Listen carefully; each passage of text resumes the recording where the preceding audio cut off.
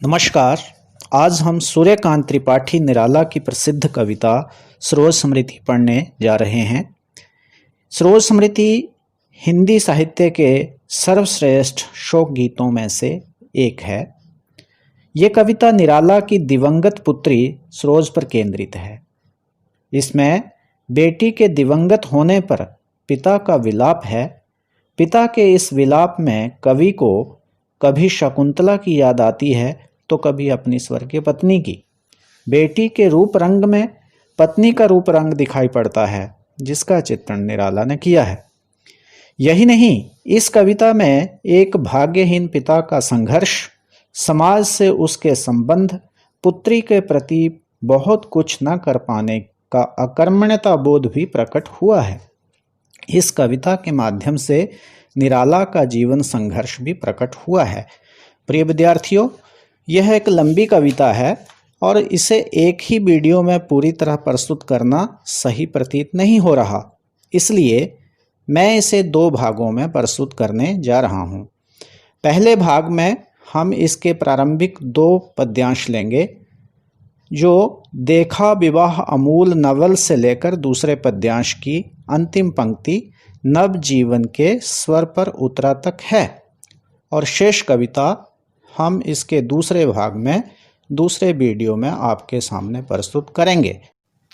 देखा विवाह अमूल नवल, तुझ पर शुभ पड़ा कलश का जल, देखती मुझे तू हंसी मंद, होठों में बिजली फंसी स्पंद।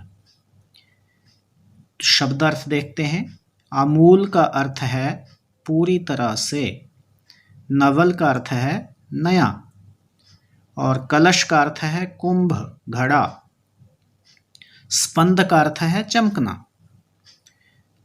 निराला अपनी बेटी सरोज की मृत्यु के बाद व्यथित हैं और वे उसके जीवन की घटनाओं को याद कर रहे हैं। उन्हें सरोज का विवाह याद आता है और वे कहते हैं कि हे बेटी, देखा विवाह अमूल नवल, जब तेरा विवाह हुआ था तो संसार ने पूरी तरह से एक नई पद्धति का विवाह देखा था। कहने का भाव ये है, निराला जी ने कभी भी परंपराओं की कट्टरता को नहीं माना, इसीलिए वो निराला भी माने जाते हैं। तो विवाह में उन्होंने कई ऐसी रीतियों का अनुसरण किया जो अक्सर समाज में नहीं होती हैं।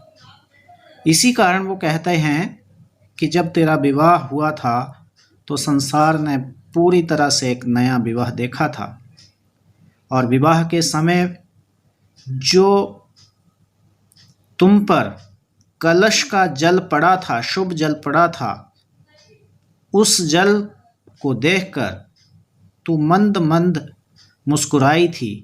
अर्थात विवाह के समय जो तुम पर स्नान के लिए मांगलिक कलश का जल डाला गया था, तो तू मुझे देखकर प्रसन्न हो रही थी, क्योंकि तुम इस विवाह से पूरी तरह से खुश थी, और तुम्हारी वो हंसी तुम्हारे होठों पर ऐसे लग रही थी जैसे मान लो बिजली कौंध रही हो, या तुम्हारे होठों पर कोई बिजली चमक रही हो।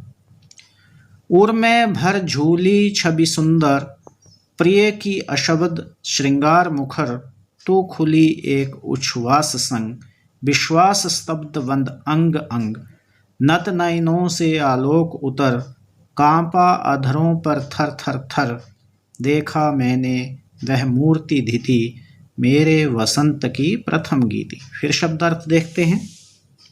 अशब्द होता है जिसे शब्दों में व्यक्त नहीं किया जा सकता, और मुखर होता है जिसे मुख से व्यक्त किया जा सके, प्रकट करना। उच्छ्वास लंबी सांस, स्तब्ध सुदृढ़ अटल, नत नयन झुकी हुई आंखें, आलोक प्रकाश, यहाँ हम आनंद का अर्थ ले लेंगे, खुशी का अर्थ लेंगे। अधर होंठ, मूर्ति धिति का अर्थ है मूर्त रूप धारण किए हुए।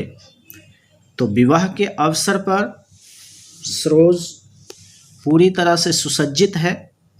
निराला को लगता है कि वह इतनी खुश है कि उसके हृदय में, और होता है हृदय, उसके हृदय में उसके पति की सुंदर छवि झूल रही थी और उसे देखकर लगता है कि उसके हृदय में जो श्रृंगार का भाव मूक अवस्था में पड़ा था, आज वो व्यक्त हो रहा है, मुखरित हो रहा है। तुम्हारे अंग अंग में अपने प्रिय के, अपने पति के प्रेम का अटल विश्वास झलकता दिखाई दे रहा था। हे बेटी, नत नयनों से आलोक उतर, कांपा अधरों पर थर थर थर। तुम्हारी झुकी हुई आंखों में एक चमक दिख रही थी। तुम्हारी झुकी हुई आंखों में जो प्रसन्नता थी, वो प्रसन्नता तुम्हारे ओंठों पर कांपती हुई दिखाई दे रही थी। अर्थात आंखों की प्रसन्नता मुस्कुराते हुए होंठों से व्यक्त हो रही थी।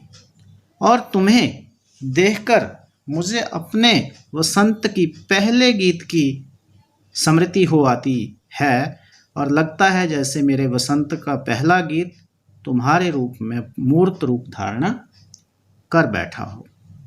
कहने का भाव ये है कि उसके छवि में, अपनी बेटी के रूप रंग में उसे अपनी पत्नी का रूप रंग दिखाई दे रहा है। तो बेटी में माँ की छवि दिखती ही है और दुल्हन रूप में सुसज्जित सरोज भी अपनी माँ जैसी दिखाई दे रही थी। तो निराला को अपनी मृत पत्नी की स्मृति हो आती है। कवि को लगता है कि श्रृंगार रहा जो निराकार, निराकार होता है जिसका कोई आकार नहीं होता।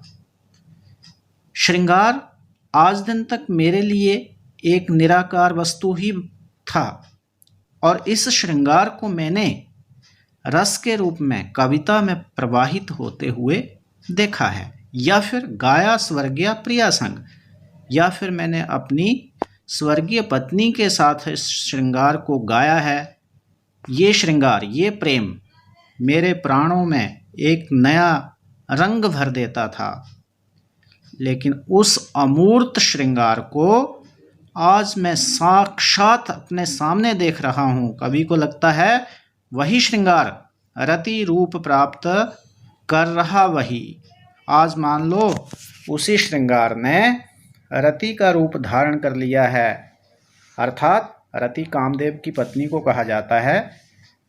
कवि को लगता है उसकी बेटी विवाह के वस्त्राभूषणों में इतनी सुसज्जित है कि लगता है कि वह स्वयं रति का रूप हो और उसमें श्रृंगार ने अपना रूप रति का रूप बनाकर सरोज में साकार रूप धारण कर लिया हो।